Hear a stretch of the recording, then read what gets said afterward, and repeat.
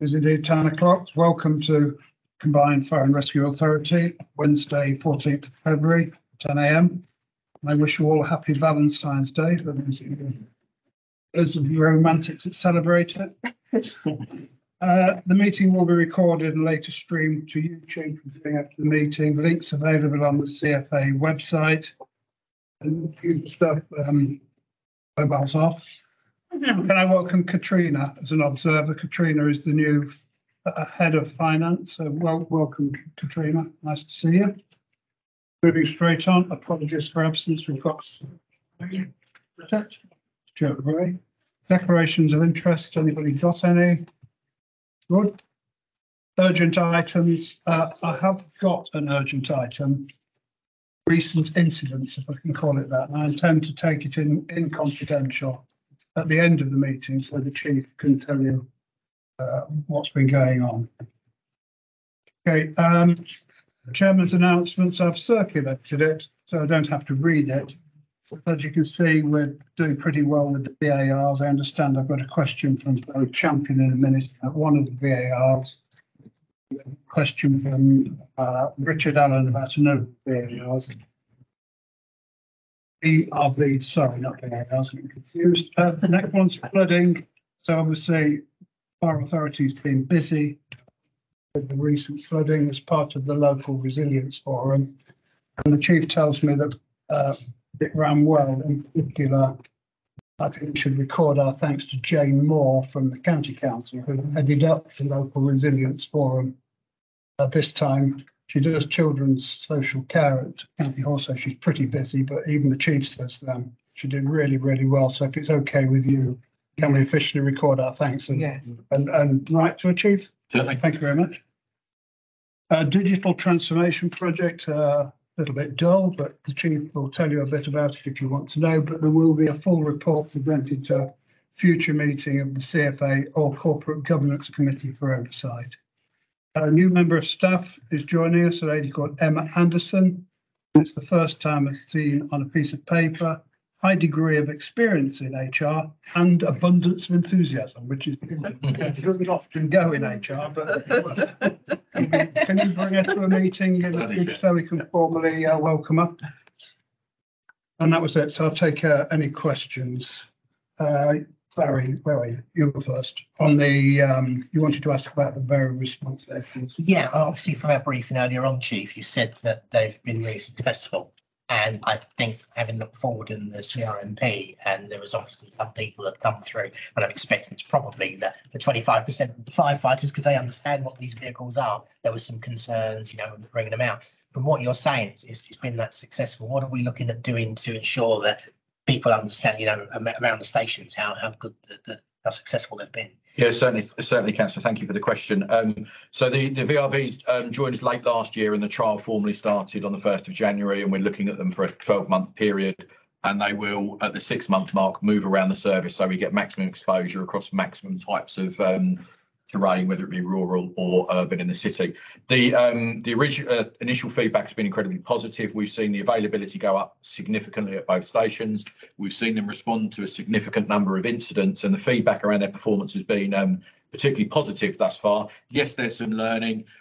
We've done some light touch comms at the moment, but certainly at the 6-month mark, we'll do some formal communications around the organisation, and if relevant, probably external to media as well. But I don't want to preempt the conclusion of the trial, because this is a genuine trial where there will be some learning. We've identified a lot of positive stuff at the moment with a few useful contributions, but equally I don't want to influence the impact that the crews feel. So we'll do some more formal comms at the 6-month mark, and then obviously on the conclusion of the trial, we'll let the CFA know of how it's performed and where we take it from there. Thanks very much, Chief. Richard. Thank you very much, Chair.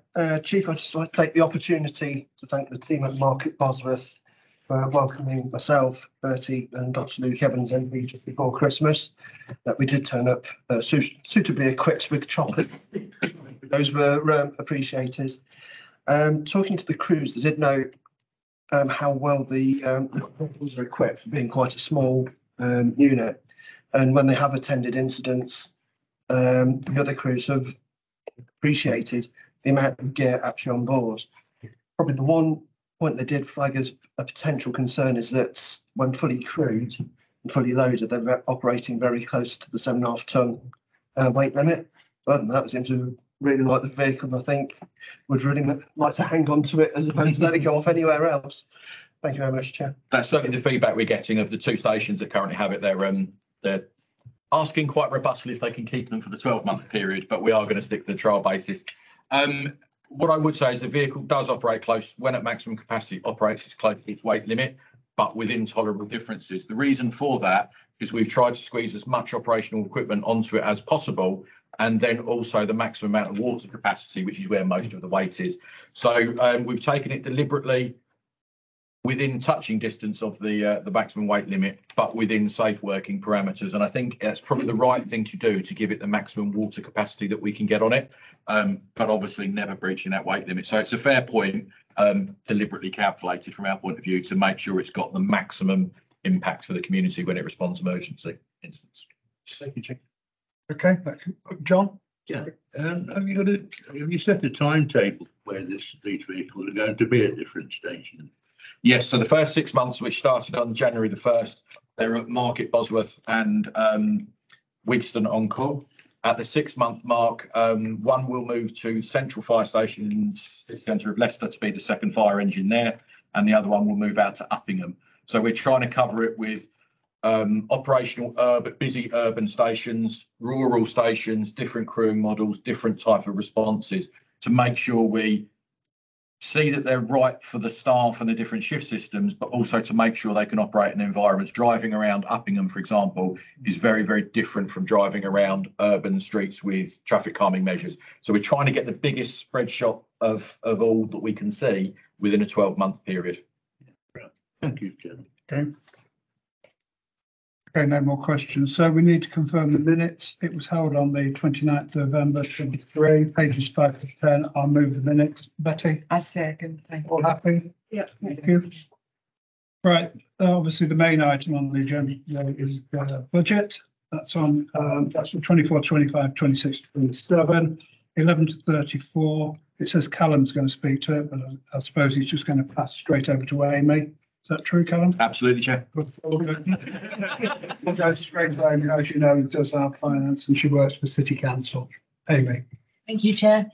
So, Well, thank you for doing the all-member presentation. I'm not sure how many turned up, but I thought I was on. I thought it was good. Yeah. And we'll do it again because I yes, think it worked. it adds to the sum of knowledge, doesn't it?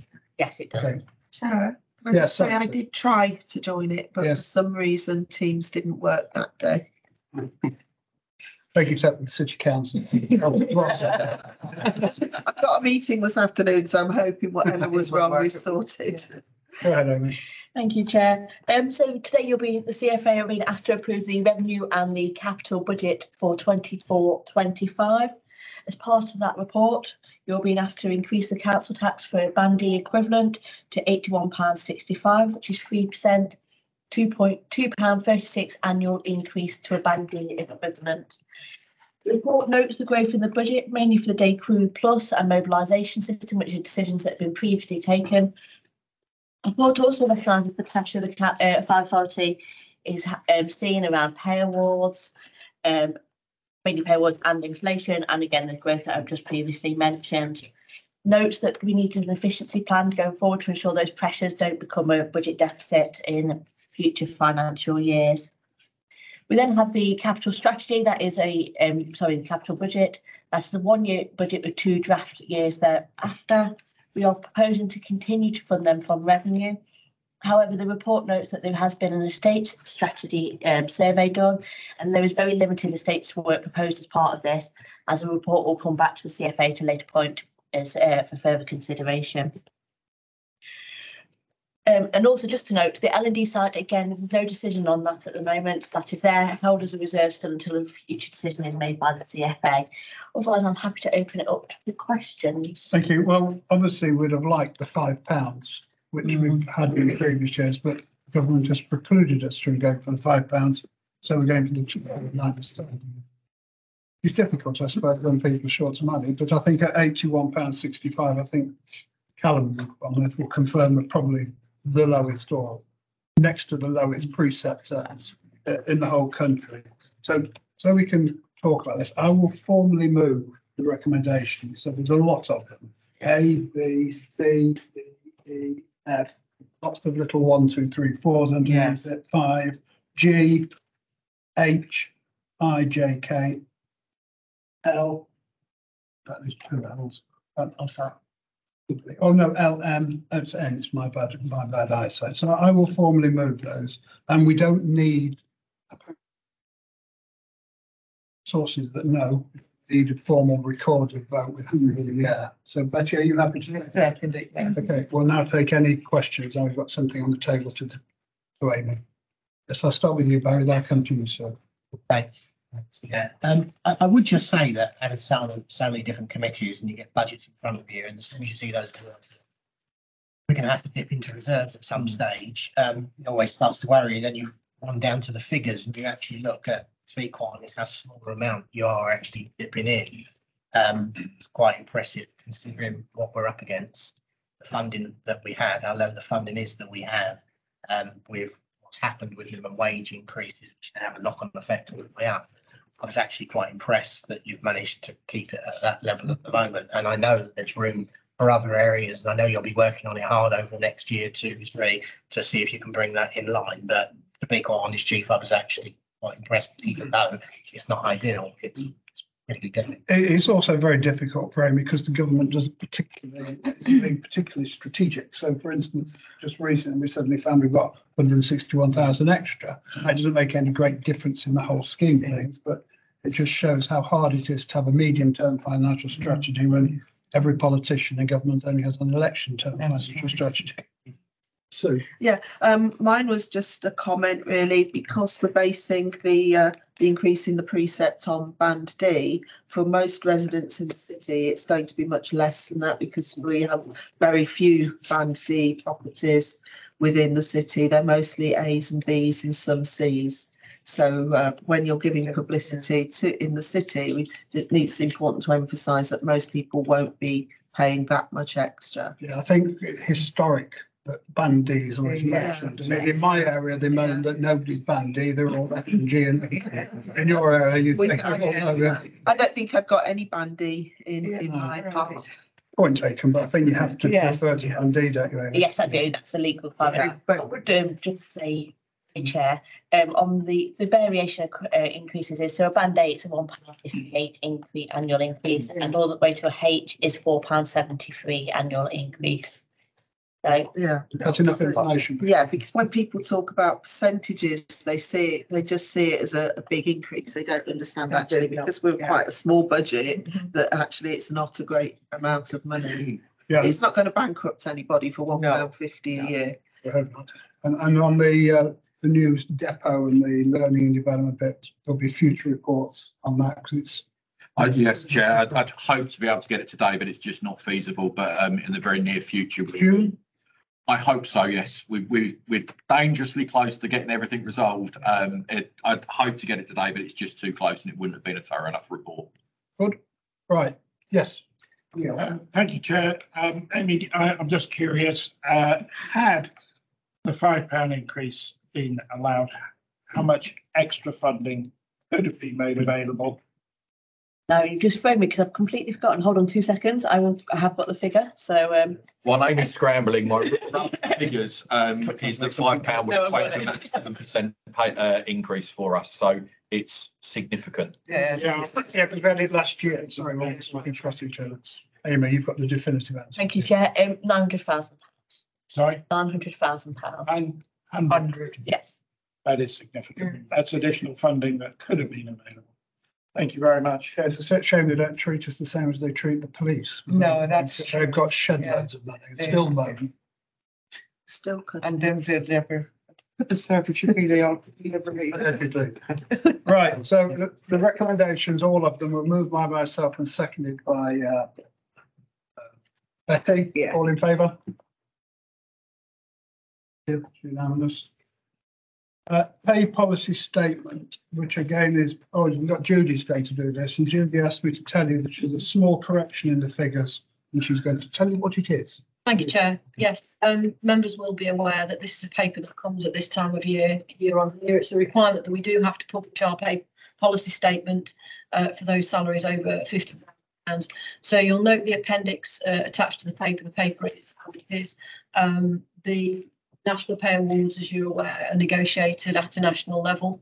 One of the amendments that I'd need to seek to make is just a minor typographical one, which is it's the Fire Leaders Association and not the Association of Fire Officers in the paper.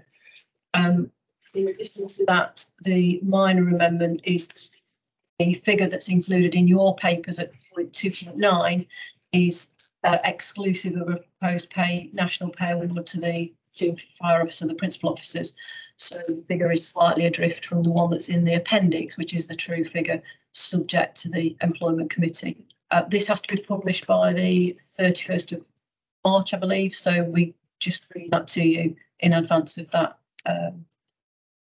That's it, Chair. There's nothing particularly of note in there. As I say, it's just figures that have been lifted from our various salary bandings. I'm happy to take questions. Sure, all of us in local government see we're all happy with these. We have to note, move the fire and rescue. Yes. The policy statement be approved for subsequent publication on the website. Yes. You said that? Yes, that's it. All in favour?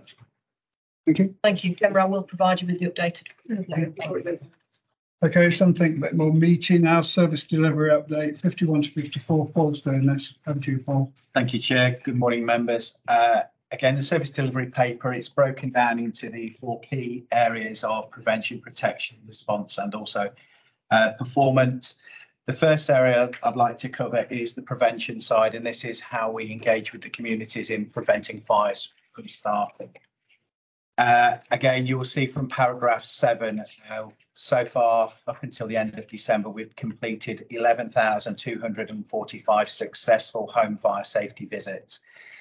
For a underfunded fire and rescue service, we are overperforming. We are in the top quartile of fire and rescue services in the delivery of home fire safety checks. It's pleasing to note also that we're working really hard with our partner agencies within health. We've received nearly 3,000 referrals from health to target the most vulnerable in the community. Again, it's also reflective around the number of the number of smoke alarms or actual alarms that we're fitting. You'll see that in paragraph 8, we've fitted over 4,000 alarms. These are premises that don't or hadn't had any form of smoke detection system. So we are actually targeting them. By fitting alarms, we're actually being able to give people prior warning to an incident that could be occurring in their home, and that allows them to take action prior to us arriving. Moving on to the protection is around the fire safety order, and this is targeting businesses and places that have to comply with the fire safety order. Again, you'll note from paragraph 12 that we've completed 1,107 fire safety audits. Again, this is an increase to the previous year, which was an increase to the previous year. If we go back to about 3 or 4 years, we were actually only delivering around 300 fire safety audits. By the CFA investing within the fire protection team and us altering our strategy, we're actually delivering a lot more. And again, it's pleasing to note that we're in the top quartile of national fire and rescue services. And again, we are actually targeting the right premises. We are increasing our enforcement activity, which indicates that we are targeting the right premise. There is a number of legal action that we're taking against responsible people. I will inform the CFA once those legal proceedings have concluded. I don't want to publish in the moment for fear of jeopardising any potential legal case. Once we've got to a conclusion, I will inform the CFA on a case-by-case basis. Again, we're working in partnership, so it's not all about enforcement, it's about education. How can we educate the responsible persons of businesses to improve the fire safety, both for the community and also their employees? And what we're doing is we're holding business engagement events. We've held a series of those across the county and the city, and it's about promoting the responsible persons' duties under the fire safety reform order. So that's a piece of work that's ongoing. Again, I'd like to now move on to the actual response side, this is the number of incidents that we've attended. Again, you will see an increase in the number of incidents from the previous year. This is due in part to a paper that will be presented later on around special services. Is how we're actually supporting our partner agencies in attending premises to gain entry on behalf of agencies such as EMAS. But that will be covered in the paper later on today. Again, I would like to go on to the actual performance. We've covered in part some of the appliance availability, but I think it's really important to highlight the positive impact the variable response vehicles have had, especially in the Market Bosworth area, where we've gone from 69% from April to October to 90% for November to December. By having these vehicles, it is altering our response. It is increasing our availability, which in turn gives a better outcome for the community and a better attendance incidents. And with that, Chair, I'm happy to answer any question members. Sounds like an excellent performance all round. I'll take Betty first, then you, Richard. I think it's really, I'm really looking to see what we can do about the surge that we've had in the numbers of responses that you've had to make. I was thinking more about those people that were actually the non-fire incidents that you have to attend. What can be done? So I think it's the Chief's covering it in the paper later on around. Okay, that's fine. That's okay. Richard? Have it down. Thank you, Chief. Possibly along the similar vein, or certainly the same paragraph, which is where 37% of the incidents attended were fire false alarms. Yeah. Yes. 2,570 incidents. That's right. But Yeah. That would be a huge amount of resource being put into that. So I'll wait the report shortly. Certainly. Thank you, Chair. Yes. Just one question regarding point 14 was partnerships. I think talking about city, there's a lot where the awareness can be done through the community organizations, where majority of the footfall for the community is. And here it doesn't show. It talks about businesses and others, but I think it would be, I mean, I raised it before as well. It's important for fire services to go and engage with the community organizations and make educational awareness about certain things, as you said, that will certainly help in terms of, preventing rather than, curing the things. So I would suggest to look into how the fire authority looks into the community engagement. So with regards to the community engagement, we tackle that through the prevention side and through the city. We're doing a lot of work with the Community Safety Partnership, engaging with the different community areas. That's focused. The protection side, which is the business engagement, we're working with the Better Business for All and the Chamber of Commerce to try and target those actual premises and the owners of those premises to try and improve. But it's some work that we will continue to do, trying to give the best outcomes for our communities. Thank you. Okay, so we're just going to report be noted, but I think we ought to also note that we've had a pretty good performance, especially with the money we've got. So I'll amend that. The report be noted and the excellent performance in the report be noted. Yes. Thank you, Paul. Thank you. We're happy with that? Yes. Okay, thank you. 10, Community Risk Management Plan consultation results. Who's going to talk about this? Oh, Callum, you're doing this. I'm proud of the number of people that responded. Thank you, Chair. My apologies to the more longer serving members on the CFA that have been around this loop before, but I will just cover a little bit of background around the Community Risk Management Plan because it is such an important part of the Fire and Rescue Service. So under the Fire and Rescue Services National Framework, the CFA has to produce, it used to be called an IRMP, an Integrated Risk Management Plan. That's now changed to Community Risk Management Plan. But we must do that as a minimum 3 yearly. We do that in a 4 yearly cycle. And it must cover all the foreseeable risks to the community for fire and rescue related risks. So it's kind of our opportunity to stop, take a look at what we're seeing in the community now, what we're likely to see in the future, and kind of aim the organisation to meet those risks and adjust and tweak and do things that we think are right for the community for the coming 4 year period. More recently, a new national fire standard has also been published, which gives an underline to the national framework, but it also gives a really good, consistent and standardised approach of how people should do CRMPs. Previously, services have done them in the ways that were best for their community, but often leads to some kind of disparate CRMPs being published. So we are now we've consulted on this document, which meets the National Fire Standard and it meets the requirement of the national framework. And I can assure members that the CRMP at least meets or surpasses all of those areas of the National Fire Standard.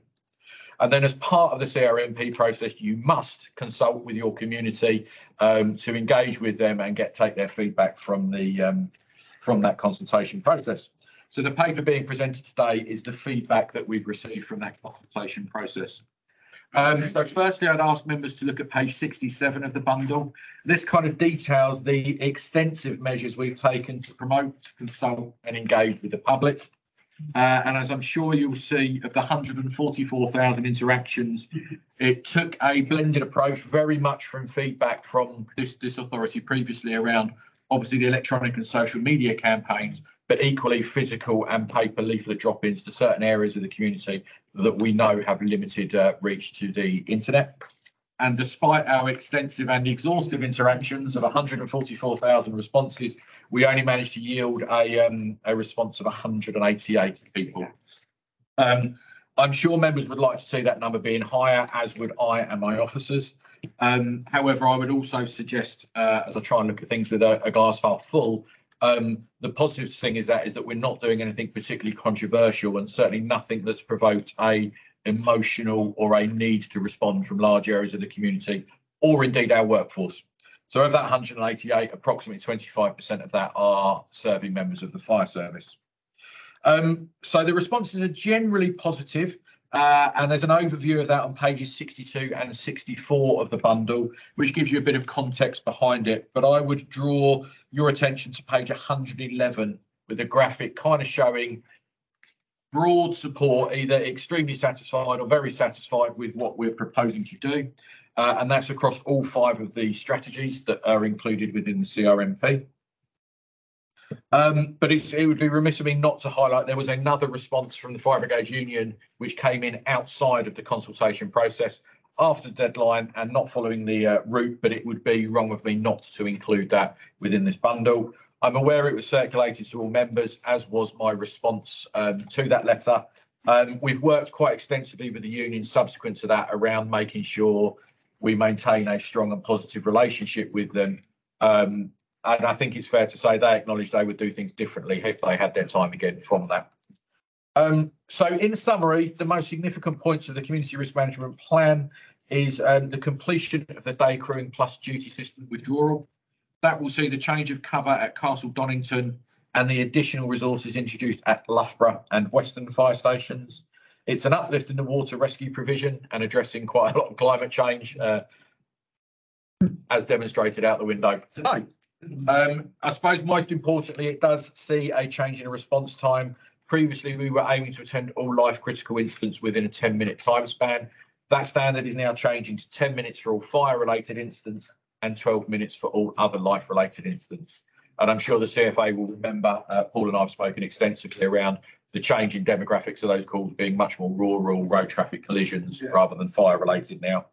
And obviously the VRVs that we've talked about earlier around the evaluation of them and potential future fleet deployment. So following the detailed risk identification and analysis we did, the challenge we've received in the public consultation responses, we believe the CRMP is in line with the national standards, doesn't need changing to fit the community for the next 4-year period. But I'm happy to take any questions or feedback from the authority. So. Right, let's start off with Melissa. Thank you. And I was there. I just about got my head around the budget and then was presented with this in the papers. Quite another quite meaty item. I was really interested in your comments because I did have some about the kind of the way in which the FBU and the authority were working together, but I'll hope that that's changed going forwards. And the response in your own letter, Callum, kind of deals with most of the points raised, but some of the same issues crop up again and again, don't they, here? And already in the stuff we've talked about and in the special services report that everything's been deferred to. So you're probably going to tell me I ought to ask my question there, Chair. But it was about how confident about managing, I guess, the changing role in the context of the FBU letter and in the context of the budget, and then the stuff about water rescues, response times, and working with other agencies that just seems to ribbon throughout all of the stuff on the agenda today. And then my second question, if you'll allow me, Chair, is that it's prefaced by something about projects and activities and a kind of undertaking those if this is approved. And I wondered if there was something in there that you wanted to share with us and some ideas coming forth from this that would then become projects and activities, and particularly with I've written welfare of firefighters as one of those, because that also came through quite strongly in the paper. Thank you.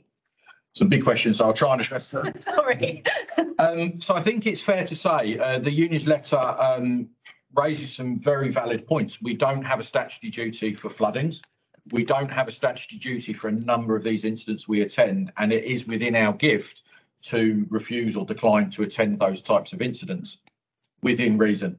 And I say within reason because the Civil Contingencies Act, which is a primary piece of legislation which covers us, and the Fire and Rescue Services National Framework, both mandate that the Fire Authority must plan for foreseeable incidents and emergencies.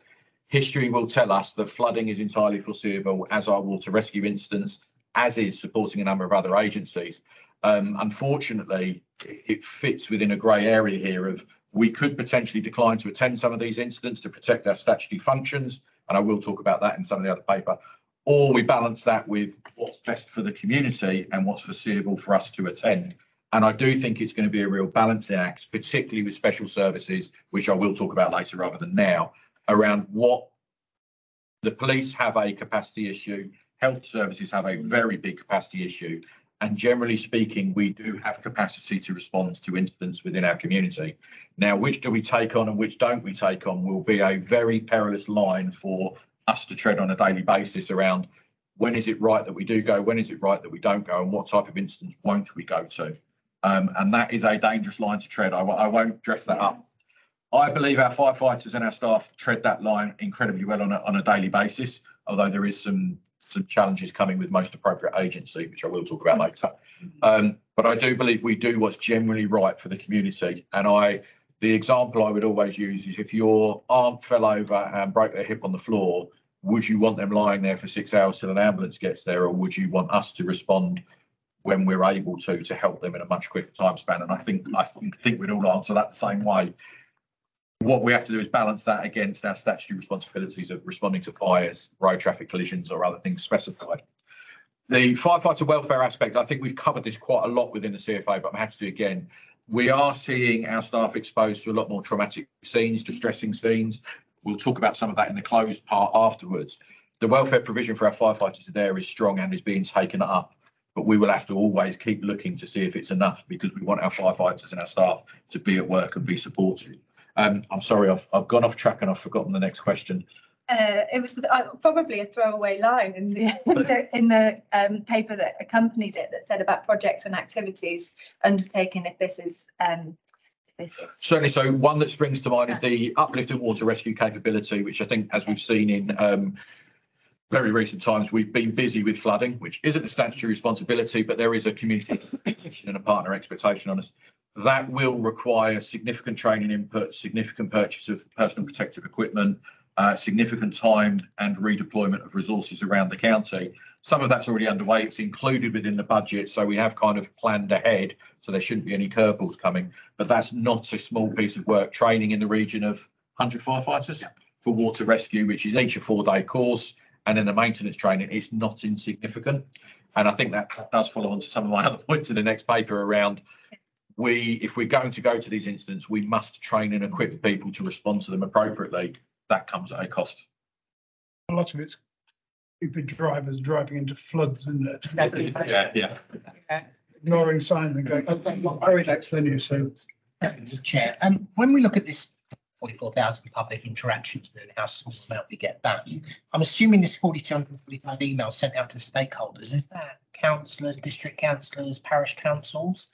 It will include some of those people that we have details for you. It's just that, I mean, I've got a small number in my division, but I've got a few parishes and a few neighbourhood forums, etc. But I know I could get an item like this put onto the agenda of a parish council quite easily. And off the back of that, you get 10 to 20 people in a parish council meeting. So I don't know how many parishes there are across the whole lot, but you could times that by 10 to 20, and that'd give you an idea of the kind of numbers. I think through councillors, I think you could probably push that through, and I think parishes might be a good one to get a better response. Yeah, maybe parish clerk. So I did a liaison meeting at County Hall yesterday. I got 60 parish clerks turn up. I'm reliably informed all the parish clerks are part of that. Are they? They don't It's having us to push it, make sure it gets on the agenda, because once you're on the agenda, I'll get a topic and then all in the room will chat about it. So it's certainly something we'll look to take on board for next time. I think without pouring cold water on it, I attended a joint parish meeting at Slough Valley the other day, an evening commitment of which 3 people turned up. I was one of them. A resounding success, obviously, from my point of view. And I think what we have to bear in mind, and whilst it does predate my time in the organisation, when times were a lot more challenging and a different CRMP was published, that does solicit the responses. Yeah. So I don't mean to say that no response is a good thing, but it does kind of indicate that we're not doing anything too controversial. Yeah, I didn't mention it when we tried to close Central. Yeah, yeah. Thousands of people. Okay. So, Yes, my question was relating to the previous answer to do with water rescue. And I met with the voluntary sector, you know, the search and rescue teams which do water rescue as well. And also in some areas you've got the people with Land Rovers that tow people out of floods. How does the fire service interact with that voluntary sector of people, some of whom have had specialist training, perhaps from future careers within water, I don't know, industries, I'd like to say, but I'm not sure what the word is, divers and sailors and so on. Because I was quite surprised when I met the search and rescue and they said we are completely voluntary and we're a charity. We don't have any connection with the professional services. The other question is to do with the way that this is being done. I know that we have previously we had a board that met to discuss the conduct of the previous IRMP, and I understood that was going to happen this time, but I've not heard anything or been invited to a meeting as part of that board to discuss it or to scrutinise. So certainly if we start with the voluntary sector, and I'm sorry, my health and safety nervousness will come out here. When we respond to an emergency incident, we are responsible legally for the safety of all those individuals within the inner cordon. I am very nervous if we start bringing voluntary agencies into the inner cordon. What training have they had? Is it in date? To what standard? Have they maintained it? And are they actually competent to be in there? And at the scene of an emergency isn't the time to go into that detail. And equally, if they don't fall into the command structure of the fire and rescue service, no matter if I see something dangerous and tell them to stop, they may not listen. But we have liability for them in a insurance terminology within the inner cordon. So the voluntary sector, I would very much keep at arm's length for that type of in the face of it. How we do interact with them is very much through the multi-agency local resilience forum. So whether that be a tactical coordinating group or a strategic coordinating group, their efforts and use is then decided and allocated through that appointment. So certainly in the recent floodings, I know the 4x4 capability was talked about and discussed. I'm unsure if it was used because I wasn't directly in that meeting, but they are factored in. But there has to be that balance between knowing someone is safe and competent to operate in a hazardous environment, where we assume the liability and our insurers would be very challenging to us if we allowed people who we weren't certain of to operate in that environment, and quite rightly so. So that's how that one pans out. The member involvement with the CRMP was slightly more challenging this time, as you're right. There was members allocated to the meeting. I think it was you were allocated and then you reached your elected position and were taken off of that. We've had limited member engagement on these occasions. Taken off. Yeah. No one told me. Thinking So yes, there was opportunities for members to consult, but we had very limited uptake in the meetings on this occasion. Okay. Yep. Okay, Betty. No, I'm okay. Okay. That sort of answers. Right, yeah, so we've got some recommendations which are noted. So with the supporting appendices be approved. Okay. Second it, Betty? Yes. All in favour? Thank you. Now we've got the report on the attendance at special incidents. So as you know, I asked for this to come and we'll into the time you can, and we obviously help from Paul. I am indeed, and I'm sorry if you're getting sick of hearing my voice because this is quite a long one to talk through. Yeah. So the last CFA member, I was asked to bring a report around special service incidents, and special service is a term set by the Home Office. It's not something we necessarily choose, but it is the common terminology across the fire sector. And in essence, it's the everything else bucket. We go to primary fires, which is fires of any property that has an insurable value. Secondary fires is property that doesn't have an insurable value, such as grass, trees, etc., etc. And special service is pretty much the everything else bucket.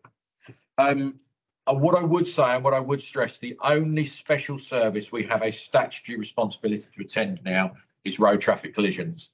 And that actually isn't as long standing as you probably think it was anyway. Whilst we always used to do it, it only actually came in 2004 Act.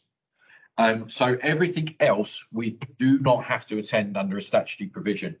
But what I would say, as I mentioned earlier, there is some confusion or some blurred lines around that, as we do have to plan for foreseeable emergencies and incidents, hazardous material spills. There's a whole list of them in the paper that the paragraph escapes me, but there's quite a lot of them out there. Ring removal is another one that springs to mind.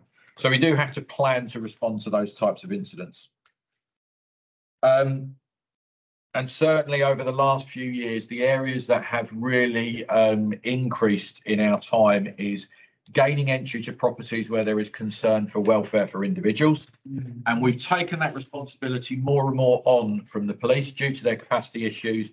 And we've done that because we do have some very unique powers of entry under the Fire and Rescue Services Act, that if there's concern for welfare, we can force an entry. Very supportive, police capacity issue. So we agreed to take some of that on to alleviate their capacity to attend other incidents. Got better equipment as well. Yes, and generally we turn up with more people on our fire engines, which makes manual handling a lot better and the method of entry a lot better. And the other area is supporting the ambulance service with bariatric rescues, which is significantly obese, morbidly obese or immobile people. Again, doesn't fall within our statutory responsibilities, but that duty of care to the members of the public of helping them get to hospital or to reach a hospital bed. Ambulance crews, crew of 2, we turn up crew of 4. Generally speaking, we can help and assist them. But we don't have to do that under the statutory responsibilities. But as I alluded to earlier, it feels very much the right thing to do. Where we do draw the line is if it's someone who's in a bed at home and they need to get to a doctor's appointment or a clinical appointment that's non-emergency, that really is where we draw the line and say, actually, look, we're not here to do that. That feels very much as if we're bailing out a health sector that should reasonably plan for this as well. When there's life-threatening and not life-threatening, where's the line? That really is a blurred scenario, and our crews face that on probably a weekly basis now, not daily basis, because of the work we've done with the service. But obviously it's all involving our resources responding to a non-selective function. They generally take a bit of time, whether it's 1 hour, 2 hours, 3 hours, 4 hours. While they're there, they can't then be anywhere else doing the excellent community safety work, fire prevention work, or reducing our attendance time to the statutory incidents. So page 121, paragraph 18 to 23. Talk about the police's new policy, which is called the Most Appropriate Agency Initiative. It follows on from a big review within the Metropolitan Police Service, where the police resources are heavily consumed by responding to incidents that they don't feel they're the most appropriate agency to. And the one that really springs to mind is mental health type responses, which do take hours and hours and hours to resolve and are delicate and intricate things where someone is in a position of high vulnerability and weakness. So they are suggesting that they are no longer the most appropriate agencies to attend to that. They have a number of other incidents that they have waiting that are statutory responsibilities for them. And I think my concern with this is if the police do withdraw from it, there is a high likelihood we may get drawn in to cover some of that gap. And whilst we will do that when it's the right thing to do, we are certainly not the most appropriate agency either to respond to some of those incidents, particularly when you're talking about mental health. Our firefighters are exceptional individuals and they train across a massive broad range of specialisms, but we are not mental health practitioners. We are not equipped to, I think of the word, negotiate or to mediate or to do a lot of these things that qualified mental health practitioners do. And equally, we have no powers to restrain or intervene should an individual become violent, hostile or unpredictable.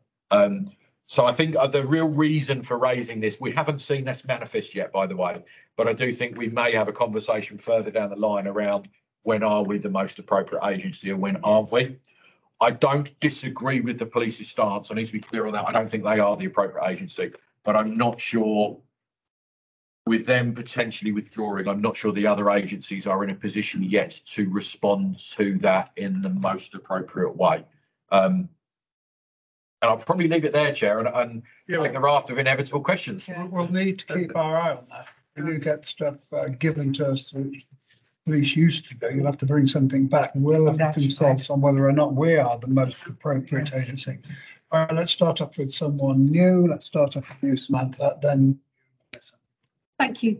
Just on the mental health aspect, actually, and the police, do we still know? I know there was certainly a trial at some point a few years ago. There was some joint working between the police and health where they had an emergency car with mental health practitioners on that used to attend. Are we aware whether that car is still available in Leicestershire and is it still up and running? Because I haven't heard myself for a year or so I don't know. I am also not aware. I have seen some frantic whispering, so I'll invite Paul in if I can at that point. It was a trial that was ran with the rapid intervention team and also the mental health nurse joining parts of that team. I'm led to believe that that project has ceased. It's not continuing in its current guise, but it is up for discussion around what they do. I think the police are focusing more on dealing with the criminal law rather than the intervention side of it at the moment. I think it changed when they did the neighbourhood policing to the response model. Right. Sorry, Chair, I've omitted to, in my presentation, omitted to cover one of the areas I wanted to. So as I've alluded to, a lot of these provisions are not statutory. And in fact, the table on page 120, table 1, only one of those categories is a statutory responsibility. And you'll see that those numbers have gone up year on year.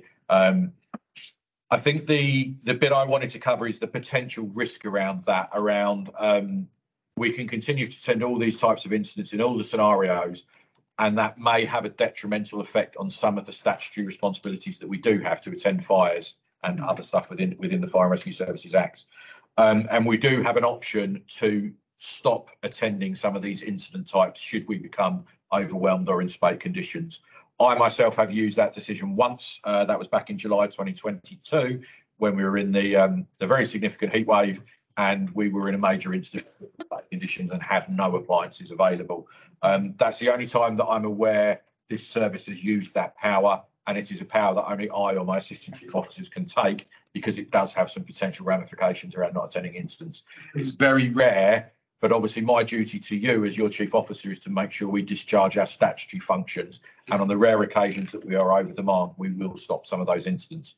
We did it in a very collegiate way with our partners in the LRF environment. So people knew we were stopping to do that and they understood it, but it is just around that risk of making sure we deliver our statutory functions. Sorry, Chair. I think it's appropriate that you do. You will be constrained by some policy. That's why we have a chief and a deputy chief. Absolutely. I mean, I don't think we should really comment on that and say, well, it's difficult. Okay, Melissa, you're next. Thank you. And it's risky stuff, isn't it? Which is why I kind of have muddled my questions today are supposed to fall. And I wondered how strategically you felt that this negotiation about who was the most appropriate agency was being managed, because the police or fire services can decide that it's not their role to attend, but those people in mental health crisis still exist, those people in distress still exist, and so if the ambulance can't and the police won't and the fire through the LRF haven't, that is horribly risky and not without risk to all of those services further. So my question is, strategically, how you feel it's being negotiated, and what if? Oh dear. Let me compose my words correctly. I think you're right. It is a risky business. Yeah, really risky. And I think the important part here is we haven't changed our policy or approach. We are still very much looking to help where we can and where it's appropriate for us to. I think the risk is with the police. If they have previously attended and are now stopping, what that doesn't help is the individual in crisis.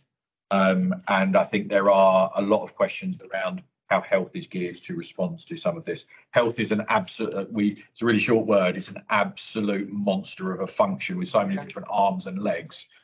Coordinating it is difficult, and the resourcing of it is difficult, which is where I'm not suggesting we stop attending these incident types. What I don't want us to do is get drawn into any gulf or gap that is left behind, because I do want us to continue to be able to help people where we can, and there is risk associated with that. So, I sit in health as well for my many things, and agree. How do you feel that negotiation? So it's been led by the police. I myself have sat on 3 to 4 meetings and discussions around it. Certainly from health perspective, I think Rashna led on it. She's infinitely capable as an individual, and I've got confidence she's working through it, but it's a big thing for one individual. And the conversations haven't finished yet, and I have to say, this is a preemptive paper rather than a reactive one. We haven't yet seen the impact of it, and we may not. But I wouldn't want members to be sat here in the dark and not having a discussion or a thought about it, or even if I do need to bring a paper in the future to say, this is now becoming an issue for us, how would you like us, or here are some options that we can choose of how to progress. Yeah, there's no doubt health should do more. Yes, yes. Bring a paper if you get any issue. Yeah, I'm really, really concerned about this, having been involved in and witnessed serious mental health incidents previously. It's the risk to others, not the individual that's ill at that time. What often happens is that if it's a very, very violent situation, the individual probably doesn't see those around him as real people. Sometimes they will recognise the police officer's uniform, and it can help to have a calming situation. But also the police do have the power to take that person into custody so that they can be assessed. Because until they've been assessed, neither you nor the police are qualified to say, is this a criminal incident or is it a mental health incident? And that's why it needs to go through the police, because they've got access to that legal requirement for the person to be assessed, which I don't think firefighters have, absolutely, and neither should they have, because it's a specialism which links to the health service. Even if you called a health practitioner, they won't go into the premises where there's somebody having a mental health crisis unless they've got a police officer with them to give them some physical protection, because the person suffering isn't going to know that they're actually real doctors and nurses, rather than just somebody that's just coming off the street and is interfering, and if that can accelerate the situation. So it's a case of personal safety for everybody involved. And we don't want to have any unnecessary people being attacked or injured or even worse. I agree. Me too. Okay, that concludes the question. So we're going to move that the update be noted. Most appropriate agency initiative being deployed by Leicestershire Police be acknowledged. And let's add, and if you need to bring something to us that's impinging on our service, you bring it back. Have you got that? Yeah. That gives me a bit more clout to bring it here rather than just know what Plod's doing. All in favour? Thank you. Thank you very much. Review of members' allowances. We've got Lauren here who will be happy to trot through it if you want, but in the traditional way, I'll move the report of the Independent Remuneration Panel established review, the Leicester and Rutland Combined Authority Members' Allowance Scheme be noted. Second. Lauren, do you want to add anything? Well, just to draw your attention, Chair, to page 133, which sets out the recommendation of the panel. You'll recall the panel was convened because of the difference between the indexation allowances of the three constituent authorities. Panel met in January, and that's the outcome of their deliberations. And I think hopefully they've set it for a 4-year period, so we don't have to keep coming back and looking at it. And the recommendations, I say, are on page 133, and I've asked the CFA to approve the scheme suggested by the IRP following this process. Thank you, Chair. Thank you, Lauren. Did you second it, Betty? Yes. All in favour? Thank you. Thank you, Lauren. Final agenda item on today's agenda is the schedule of meetings. So apart from the 19th of June, which I can't attend, they are as is, and Clark here will notify you of some suggested dates, either 24, 25 or 26. We're going to go for 25 in the morning will be difficult for me. You don't want to do it because it's her birthday. So it's probably going to be 24 or 26, isn't it? Okay. So we've got the urgent item, and I've got to read this out. So there is the urgent item. I now move it under section 100A of the Local Government Act 1932.